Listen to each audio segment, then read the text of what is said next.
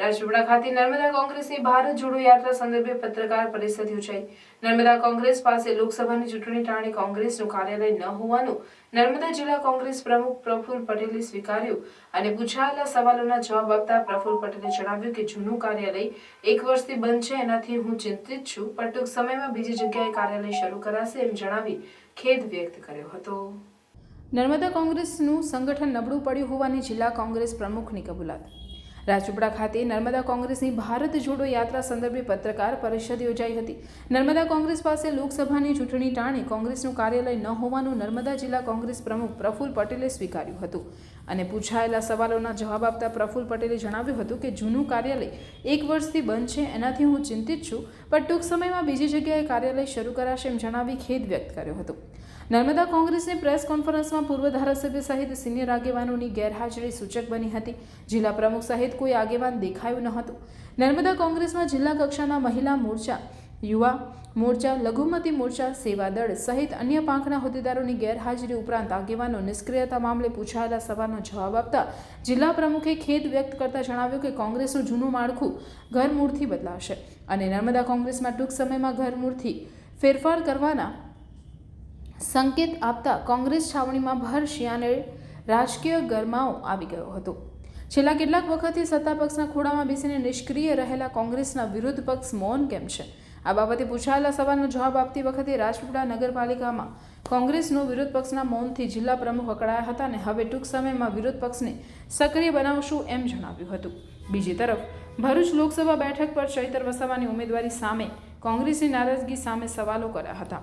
કોંગ્રેસ પ્રમુખે આ અંગે જણાવ્યું હતું કે ભરૂચ બેઠક પર કોંગ્રેસના ઉમેદવાર માટે આગ્રહ રહેશે। સંદીપ માંગરોલાના નિવેદન બાદ જિલ્લા પ્રમુખે મૌન તોડ્યું હતું અને ગુજરાતમાં કોંગ્રેસ અને આપના ગઠબંધનની વાતો ચાલુ થઈ છે એમ જણાવી નર્મદા જિલ્લામાં કોંગ્રેસના કાર્યકરો ભરૂચ બેઠક માટે કોંગ્રેસનો ઉમેદવાર ઈચ્છે છે એવો મત વ્યક્ત કર્યો હતો। તેમણે સ્પષ્ટ વાત કરી હતી કે આપ કોંગ્રેસનું ગઠબંધન થાય તો પણ ભરૂચ બેઠક પર કોંગ્રેસનો ઉમેદવાર હોય એવું કાર્યકરો આગેવાનો ઈચ્છી રહ્યા છે।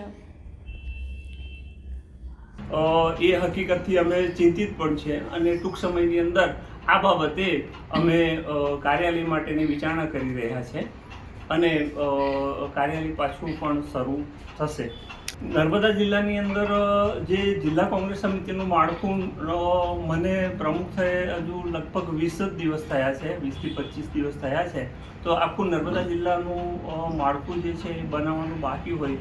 જૂના માળખાની બાબતમાં લોકો કેમ આવતા નથી કે આવતા હતા એ ખબર નહીં મને, પણ નવું માળખું કમ્પ્લીટ લગભગ થોડા દિવસમાં જાહેર થઈ જશે અને તમામ લોકો જે છે એ આવતા થઈ જશે। એમને સક્રિય કરવાની જવાબદારી મારી છે।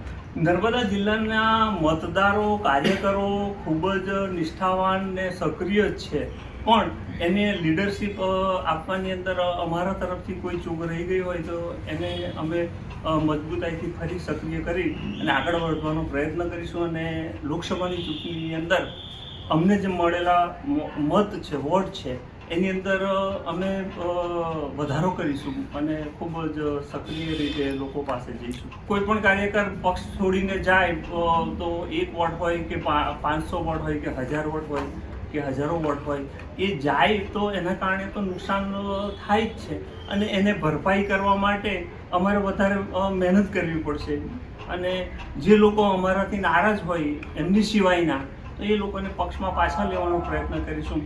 અમારો સંપર્ક એ તમામ લોકો જોડે છે અને ટૂંક સમયની અંદર આ જે સંગઠન છે એ સંગઠનની અંદર મોટી સંખ્યાની અંદર જે કોંગ્રેસમાંથી ગયેલા છે એ પાછા આવશે।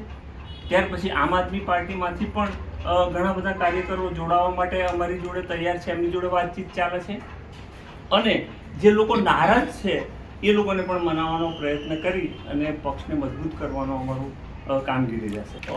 ઓલ ઇન્ડિયા કોંગ્રેસ કમિટી દ્વારા ગુજરાતની અંદર આમ આદમી પાર્ટી સાથે અમારું જે ગઠબંધન છે એની વાત ચાલુ થઈ ગયેલી છે અને એની અંદર કઈ સીટ શહેરની અંદર કોની ભાગ જશે આવશે તો એની ચર્ચા પણ અત્યારે તો બાકી છે। એટલે લોકસભા ભરૂચની જે સીટ છે એ સીટની અંદર કોંગ્રેસ પક્ષના કાર્યકરો, મતદારો જે છે એ સ્વાભાવિક છે એવું ઈચ્છે કે કોંગ્રેસ પક્ષનો ઉમેદવાર હોઈ શકે।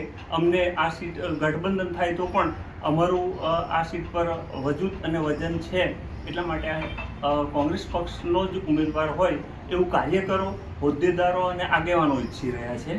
પણ આખરી નિર્ણય તો ઓલ ઇન્ડિયા કોંગ્રેસ સમિતિએ લેવાનો હોય, એની અમે રાહ જોઈ રહ્યા છે. કોંગ્રેસ શા માટે નિષ્ફળ છે એ તો એ કોંગ્રેસ પક્ષના સિમ્બોલ ઉપર ચૂંટાયેલા જે કોર્પોરેટરો છે એ એનો જવાબ આપી શકે. અને હવે મારી જવાબદારી થઈ પડે છે કે હવે એમને અમે પૂછીશું કે ભાઈ તમે શા માટે સક્રિય નથી,